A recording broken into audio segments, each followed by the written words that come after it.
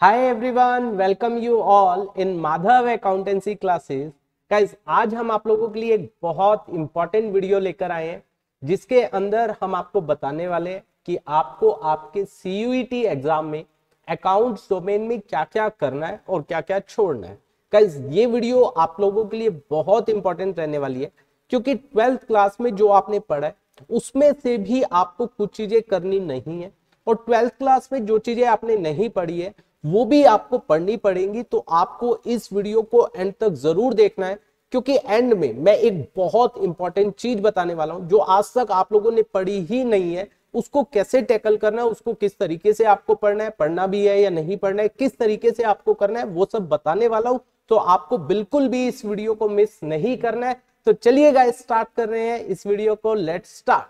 तो देखिए, सबसे पहली चीज जो आपसे पूछी जाएगी वो आपसे 50 क्वेश्चंस पूछे जाएंगे। यस गाइस, 50 क्वेश्चन जिसमें से आपको 40 करने हैं। ठीक है, आपको जो टाइम दिया जाएगा वो 60 मिनट का दिया जाएगा। ठीक है गाइस, मतलब आपके पास हर एक क्वेश्चन के लिए 1.5 मिनट है, उसके अंदर आपको कंप्लीट करना है। जैसा हमने लास्ट वीडियोस में बताया भी था कि हम इस तरीके से आपको करवाएंगे। आप 1.5 मिनट की बात कर रहे हो, आप 1 मिनट के अंदर अंदर उस क्वेश्चन को सॉल्व कर पाएंगे। थिंग इज दैट कि आपको हमारे साथ साथ चलना है, हमारे साथ साथ सभी क्वेश्चंस को करना है, हर एक चैप्टर के कॉन्सेप्ट को अच्छे से करना है, तब आप इजिली 200 बाय 200 अकाउंट्स डोमेन के अंदर ले पाएंगे।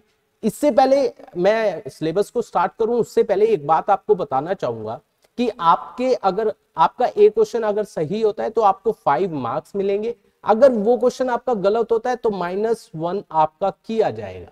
तो हमें केवल उन्हीं क्वेश्चंस को करना है जिस पर आपको पूरा भरोसा है, जो आपको बहुत अच्छे से आता है, जिसको आपको लगता है कि हाँ ये मेरा क्वेश्चन बिल्कुल सही है। डाउटफुल वाले हमें करने ही नहीं है। तो ये बातें आपको बहुत ध्यान रखनी है, जो मैं जब आपको सिलेबस करवाऊंगा तो बताता भी रहूंगा कि इस तरीके से आपको टैकल करना है। ठीक है गाइस, तो चलिए सिलेबस को स्टार्ट करते हैं। देखिए, सबसे पहले accounting for NPO and partnership form, पहला ही चैप्टर आ रहा है, that is accounting for not for profit organisation. ये आपने +2 में किया नहीं है। तो गाइस, सबसे पहले जो चैप्टर के कॉन्सेप्ट है, जो मैंने लास्ट वीडियो में बताया भी था, अगर आपने लास्ट वीडियो नहीं देखी है एक बार जरूर चेक कर लीजिए क्योंकि बहुत इंपॉर्टेंट बातें मैंने बताई हुई है। मैंने बताया था MWF में मंडे, वेडनेसडे एंड फ्राइडे मैं आपको कॉन्सेप्ट करवाऊंगा हर चैप्टर के, और उसके बाद TTS में ट्यूसडे, थर्सडे एंड सैटरडे उसमें हम बहुत जबरदस्त MCQ करेंगे और संडे को आपका टेस्ट रहेगा। तो वो सब मैंने बताया हुआ है, एक बार जरूर देख लेना आप लोग। ठीक है, तो सबसे पहले जो हम कॉन्सेप्ट स्टार्ट करेंगे वो उन चैप्टर्स के करेंगे जो अभी तक आपने +2 में नहीं किए, ताकि आपकी एक प्रैक्टिस हो जाए, क्योंकि एंड में करेंगे तो आपकी प्रैक्टिस नहीं हो पाएगी। तो सबसे पहले उन्हीं चैप्टर्स को पिक करेंगे जो आपने नहीं किए। तो इससे रिलेटेड हर चीज, क्योंकि मैं ये पढ़ूंगा आपको कुछ भी नहीं पता है, तो मैं आपको करवाने वाला हूं मंडे से 10 अप्रैल से 11 बजे सुबह आपके अपने YouTube चैनल के ऊपर ये वीडियो आपको देखने को मिलेगी और आपको बहुत इजी लैंग्वेज में इस चैप्टर को करवाने वाला हूं और बाकी चैप्टर्स को भी करवाने वाला हूं। ठीक है, इसके बाद सेकंड चैप्टर है अकाउंटिंग फॉर पार्टनरशिप। ये आपने पढ़ाई है, accounting for partnership firm fundamental. उसमें nature of partnership firm, partnership deed, ये सब पढ़ा है। फाइनल अकाउंट ऑफ पार्टनरशिप में fix and fluctuating capital, division of profit among partners, profit and loss appropriation. ना देखिए, ना तो यहाँ पर क्या है पास्ट एडजस्टमेंट, ये भी नहीं है, और ना यहाँ पर गारंटी वाला टॉपिक है। ठीक है, ये दोनों टॉपिक नहीं है।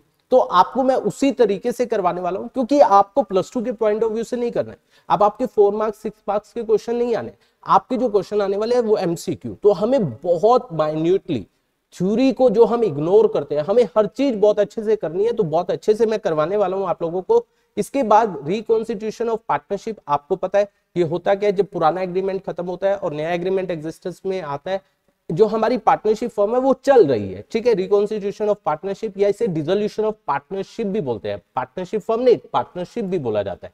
जैसे change in profit sharing ratio हो गया, ठीक है, उसके बाद एडमिशन हो गया, रिटायरमेंट, डेथ हो गया। तो इसमें क्या है, change in profit sharing ratio among the existing partner, sacrificing ratio, gaining ratio, alright. इसके बाद accounting for revaluation of assets and liability, distribution of reserve and accumulated profits. ठीक है, गुडविल, गुडविल का नेचर, फैक्टर अफेक्टिंग और method of valuation, average profit, super profit, multiplier, capitalisation method, ये सब goodwill हो गया। उसके बाद एडमिशन, एडमिशन में देखिए, एडमिशन ये सब चेंज इन प्रॉफिट शेयरिंग वाला था। इसके बाद एडमिशन में effect of admission of a partner, change in profit sharing ratio, accounting treatment for goodwill, revaluation of assets and liability, reserve, accumulated profits and adjustment of capital. That is very important कि यहाँ पर admission में adjustment of capital है, तो आपको उसके according करवाऊंगा मैं। इसके बाद रिटायरमेंट एंड डेथ की जब मैं बात करूंगा, change in profit sharing ratio, accounting treatment of goodwill, revaluation of assets and liability, adjustment of accumulated profit. यहां पर गाइस एडजस्टमेंट ऑफ कैपिटल नहीं है। यस गाइस, इसका कारण है क्योंकि रिटायरमेंट और डेथ के केस में अगर हम एडजस्टमेंट ऑफ कैपिटल करते हैं तो वो बड़े क्वेश्चन में आ जाता है, क्योंकि पहले आपको रिवैल्यूएशन बनाना है, फिर पार्टनर्स कैपिटल बनाना पड़ेगा, सभी पार्टनर के कैपिटल का बैलेंस निकालकर एडजस्ट करना पड़ेगा। आपसे तो केवल क्या पूछा गया है, आपसे तो केवल एमसीक्यू पूछा जाएगा, तो ये यहां पर नहीं आएगा। ठीक है गाइस, इसके बाद ये तो हुआ हमारा क्या, रिकॉन्स्टिट्यूशन ऑफ पार्टनरशिप। अब आ रही है डिसोल्यूशन ऑफ पार्टनरशिप, फर्म ही बंद हो रही है, तो यहाँ पर meaning settlement of account, preparation of realisation account and related account, like आपने लोन अकाउंट पढ़ा था, ठीक है, पार्टनर्स कैपिटल अकाउंट पढ़ा था, कैश और बैंक अकाउंट, ये सब उससे रिलेटेड आपको पता होना चाहिए। डेबिट में क्या जा रहा है, क्रेडिट में क्या जा रहा है, इनकी जर्नल एंट्रीज ये आपको पता होनी चाहिए, ये आपसे पूछी जा सकती है। एक्सक्लूडिंग पीसमील डिस्ट्रीब्यूशन, ये आपने नहीं पढ़ा है, सेल टू अ कंपनी, उसके बाद इंसॉल्वेंसी ऑफ अ पार्टनर, ये सब नहीं पढ़ा और ये सब पूछा भी नहीं जाएगा। ठीक है, तो इसके बाद ये तो हमारी पार्टनरशिप खत्म हुई। एक तो हमने एनपीओ की बात की, नॉट फॉर प्रॉफिट ऑर्गेनाइजेशन, और एक पार्टनरशिप। अब बात कर रहे हैं हम कंपनीज के बारे में। तो देखिए, companies and financial statement analysis. Companies की बात करूं, accounting for share capital and debenture capital. ठीक है, तो ये सबसे इंपॉर्टेंट चीज है गाइज। एक बात और बताना चाहूंगा जो कि बहुत इंपॉर्टेंट है, यहां पर ये नहीं बोला गया है कि इस चैप्टर में से इतना आएगा, इस चैप्टर में से इतना आएगा, इस चैप्टर की वेटेज ये है, इस चैप्टर की वेटेज ये है, कुछ भी बोला नहीं गया। हो सकता है किसी चैप्टर में से कुछ भी ना आए, हो सकता है एक चैप्टर में से बहुत कुछ भी आ जाए। तो इसलिए आपको ये नहीं सोचना कि मैं ये चैप्टर छोड़ दूं या ये कर लूं, आपको हर एक करना पड़ेगा क्योंकि कोई वेटेज नहीं दी गई है। तो यहां पर शेयर कैपिटल की बात करूं, क्योंकि थ्योरी बहुत ज्यादा है, तो इस चैप्टर में से आने के चांसेस बहुत ज्यादा रहेंगे। तो शेयर कैपिटल में मीनिंग, नेचर, टाइप, उसके बाद अकाउंटिंग फॉर शेयर कैपिटल में issue, allotment of equity and preference, over subscription भी है, अंडर सब्सक्रिप्शन भी है, issue of share at par, premium discount पर होता नहीं है, केवल क्या होता है जब री इशू करते हैं तब की बात होती है। ठीक है, उसके बाद कॉल्स इन एडवांस हो गया, कॉल्स इन एरियर भी है, और issue of share for consideration other than cash, सब कुछ है गाइस। फॉरफीचर भी है, री इशू भी है, सब कुछ। Presentation of share, balance sheet में कैसे प्रेजेंट किया जाएगा डिबेंचर को, ये भी दिया गया। इसके बाद इशू ऑफ डिबेंचर में at par, premium discount, issue of debenture for other than cash. तो गाइस ये सब आप लोग पढ़ चुके हो, मैं दोबारा आपको अच्छे से करवाने वाला हूं। किस पॉइंट ऑफ व्यू से, सीयूईटी। अभी आपने प्लस 2 पॉइंट ऑफ व्यू से पढ़ा है, अब हम सीयूईटी पॉइंट ऑफ व्यू से पढ़ेंगे। उसके बाद अब बात आती है रिडम्पशन ऑफ डिबेंचर, ये नई चीजें। रिडम्पशन ऑफ डिबेंचर, डिबेंचर की पेमेंट करना, ठीक है, कैसे, out of fresh issue, out of accumulated profit and sinking fund, ये मैं आपको करवाने वाला हूं। मैं पहले कौन सा चैप्टर करवाऊंगा, एनपीओ, फिर आपको रिडम्पशन ऑफ डिबेंचर करवाऊंगा। ठीक है गाइस, नए चैप्टर पहले लेकर चलेंगे। उसके बाद एनालिसिस में देखिए, financial statement of company, statement of profit and loss और बैलेंस शीट कैसे बनाई जाएगी, उसके हेड, सब हेड ये पढ़ चुके हो। Financial analysis, meaning, significance, purpose, limitation, second chapter है, पढ़ चुके हैं आप, दोबारा करवाऊंगा अच्छे से। Tool for financial analysis, comparative और कॉमन साइंस, अगेन ये नए चैप्टर आए हैं, ये भी मैं आपको अच्छे से करवाने वाला हूं। अब बात आती है अकाउंटिंग रेशो। देखो सारी रेशो वही है प्लस वाली, लेकिन कुछ नई भी है जो सीयूईटी में ऐड है। देखिए, करंट एसेट टर्नओवर रेशो, ठीक है, आपने फिक्स एसेट तो पढ़ा है, और एसेट टर्नओवर रेशो ये भी पढ़ा है आप लोगों ने। ठीक है, इसके बाद करंट एसेट टर्नओवर रेशो ये भी नहीं आई है। उसके बाद earning per share, dividend per share और प्रॉफिट अर्निंग रेशो, ये तीनों भी नहीं है। तो ये तीनों मतलब 4 रेशो और नहीं है, ये भी आपको मैं बहुत अच्छे से करवाने वाला हूं। उसके बाद लास्ट है आपका statement of change in financial position, cash flow statement, वो सब सेम ही है, उसमें कोई चेंज नहीं है। मीनिंग एंड ऑब्जेक्टिव, प्रिपरेशन कैसे बनाया जाएगा, adjustment related to depreciation, dividend, tax, sale और purchase of non current asset, सब कुछ वो सेम। ठीक है गाइस, तो ये सब आपका प्लस 2 का सिलेबस है। जो आपने प्लस 2 में किया है वो इंक्लूड किया गया, उसमें से कुछ चीजें हटाई भी गई हैं जो आपने प्लस 2 में किया है, जो 4 और 6 मार्क्स की है, और कुछ चीजें इंक्लूड भी की गई हैं, वो मैंने बताया। अब जो मेन इंपॉर्टेंट बात है जो मैं आपसे करने वाला हूं, computerised accounting system. Yes guys, ये जो चैप्टर है, ये अगर मैं टॉपिक की बात करूं गाइस, ये टॉपिक आपके एग्जाम में 4 to 5 मार्क्स, 4 to 5 क्वेश्चंस आपसे इससे पूछे जाएंगे। ठीक है, और इसको करने में अराउंड 20 to 25 डेज लगेंगे आपके, ये बिल्कुल नई चीज है।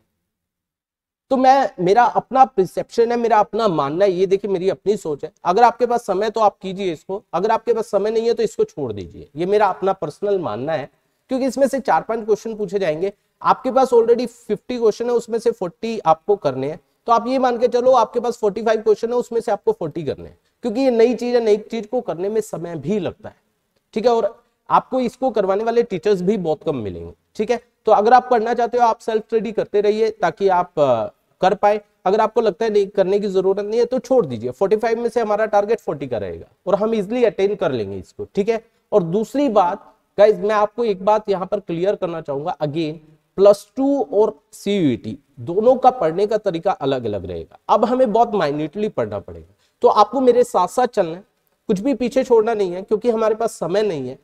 आपको मेरे साथ साथ चलना है और मैं आपको श्योर कर रहा हूं कि आप 40 में से 40 क्वेश्चन बिल्कुल सही कर पाओगे और आपके 200 मार्क्स 100% कंफर्म हो जाएंगे। ये मेरी आपसे श्योरिटी है। थिंग इज दैट आपको मेरे अकॉर्डिंग मेरे साथ साथ चलना पड़ेगा। और गाइज आपसे बस एक ही निवेदन करना चाहूंगा कि आप ज्यादा से ज्यादा इस वीडियो को अपने फ्रेंड सर्कल में शेयर कीजिए ताकि वहां तक भी हम पहुंच जाए, क्योंकि आप लोग ही हो जो हमें आगे बढ़ाने वाले हो। और मैं चाहूंगा कि आपकी हेल्प से हम दूसरे बच्चों तक भी पहुंचे। तो आप ज्यादा से ज्यादा जितना शेयर कर सकते हैं इसको शेयर कीजिए और लाइक एंड कमेंट जरूर कीजिए। उससे हमें भी मोटिवेशन मिलता है, हम और अच्छा और बेहतर तरीके से काम करना हम स्टार्ट करते हैं। क्योंकि जब लिखा जाता है कि आप अच्छा कर रहे हो तो एक बहुत मोटिवेशन मिलता है और हम बेटर वे से आपके बीच में आते हैं, ठीक है। तो आप जल्दी से जल्दी इसको ज्यादा से ज्यादा शेयर कीजिए। अभी तक अगर आपने अपने चैनल को सब्सक्राइब नहीं किया है, do subscribe our channel. Thank you so much for watching this video.